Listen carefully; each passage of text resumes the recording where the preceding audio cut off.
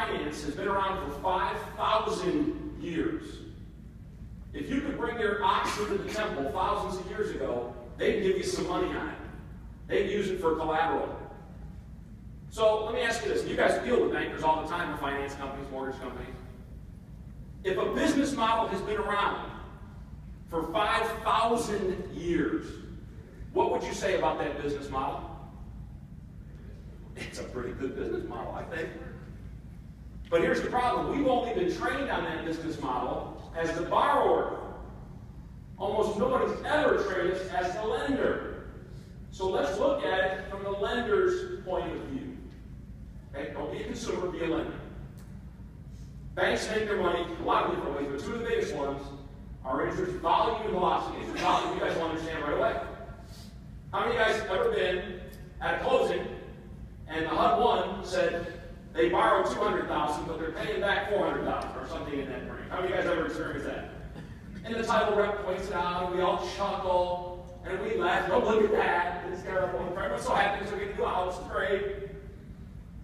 Okay? So, interest volume means how much of your payment is going towards interest. Not the rate, but how much of your payment is going towards interest. So, as an example, say take out a brand new mortgage. It's 30 years.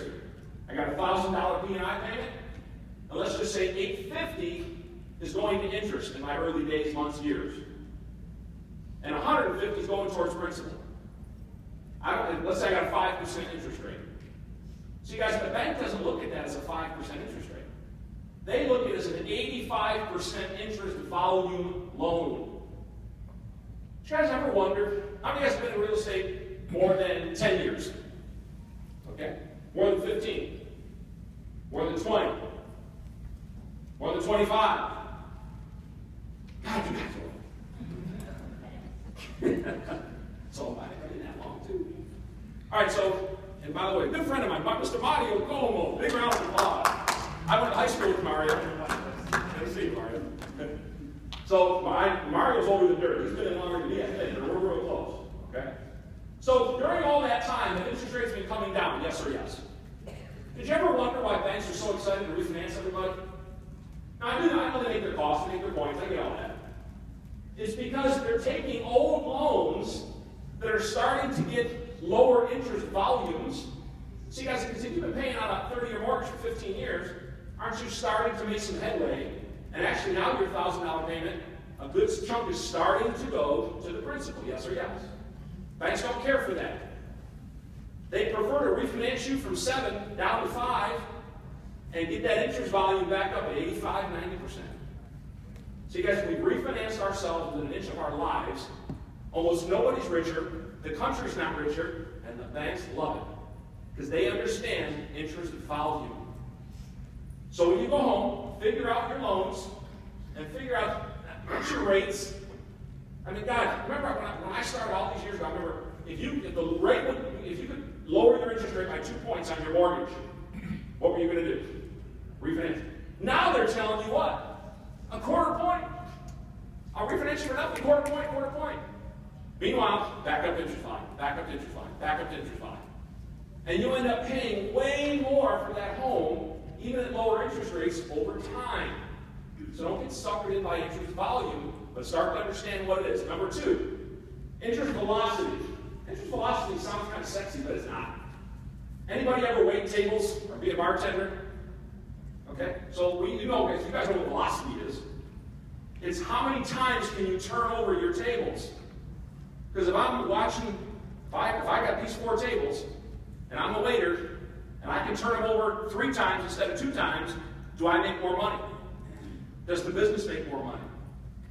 Same thing. Banks want to know how quickly can they turn over their money. So let me give you an example of that. One of those common loans in the banking industry is a 90-day note. Now, the interest rates I'm going to show you aren't really modern day, but it doesn't matter. Just get the concept. Forget about the interest. Okay? So let's show you what velocity looks like. Let's just say you took that $100,000 and you didn't put it in the market, and you decided we don't put it in the bank. Let it be safe there. I'm not making any money on it, but at least I'll have it. All right, so what does the bank have to do when you do that? See, when you put a deposit into a bank, is it an asset for you? Yes or yes? What is it for a bank? It's a liability until they do what with it? Until they lend it out. Because they promise to pay you an interest rate. Now, not much, but it's a liability on their books until they loan it out. So let's talk about, they take your $100,000, and let's say they loan it out to a businessman, businesswoman, whose business does really good, but they're seasonal. And sometimes they have cash flow issues, and they need to borrow money from lenders. They're profitable overall, but there's certain times of the year that things are tough. And you guys have ever clients like that. Sometimes real estate can be cyclical like that. So they go to the bank and they take a 90-day note. The banker says, great, I'll pay you 2% interest. I'll charge you 2% points, I should say, and 12% interest. 2 points, 12%. Pay you back in 90 days. So in 90 days, they pay back $100,000 plus $5,000 total profit on that loan. What do you think the bank wants to do with the money? Let it sit there? What do you think? They've got to turn it. Let's rotate it again. Let's do another 90-day note, same program. $5,000, $5,000. Let's say they can do that 4 times. By the way, they're not doing that too often, 4 times. But just for around math. Okay? If they can do that, they make $20,000 on that $100,000. Yes? So what's their rate of return? 20%. It's one of those things that seems like it's right and yet it's very wrong. Remember, guys, that $100,000, whose money is that? Is it the bank's? That's your money. And let's just say they promise to pay you 3% on the money. You're not going to get that unless you give it to them for 200 years these days. But for the example, they're going to give you 3%. So wait a minute, they're going to give you $3,000 on your 100. They're going to collect $20,000 in profits, which is a net of $17,000. Guys, that's well over a 600% rate of return for the banks. Now, when I first saw this, I questioned it. So don't take my word for it. Let me give you a website. Go to a website called Bauer Financial. Just like the skate. B-A-U-E-R. B-A-U-E-R. BauerFinancial.com.